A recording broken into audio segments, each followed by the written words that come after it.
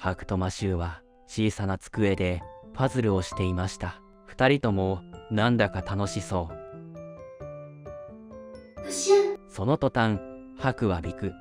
そのままピタリと固まりました。メグ、風、まだ辛いのかい？マシュー、ありがとう。ちょっと長引いているみたい。ハック、驚かせてしまってごめんなさい。大丈夫だよ。それよりメグ、風、早く良くなるといいね。お互いを認めて大事にし合えるっていいね。